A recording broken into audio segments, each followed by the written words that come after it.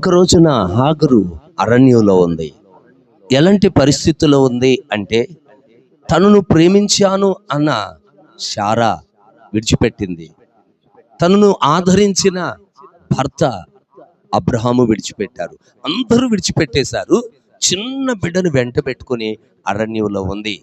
అరణ్యంలో ఉండి ఇక ఈ బిడ్డ చావు నేను చూడలేను అనుకుని దుఃఖపడుతూ, తన సమస్య ఏంటంటే ఇక వాళ్ళు కనీసం మంచినీళ్ళు కూడా లేనటువంటి పరిస్థితుల్లో అరణ్యంలో ఉన్నది. అలాంటి పరిస్థితుల్లో కన్నీటితో ఆమె ఏడుస్తూ ఉన్నప్పుడు ప్రభువట ఆమె కన్నులు తెరిచాడు.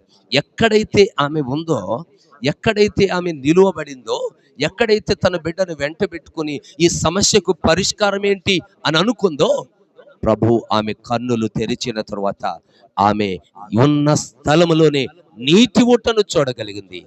ఇదిగో ఈ దినమున నీ జీవితంలో కూడా అటువంటి కార్యాన్ని చేయగలడు.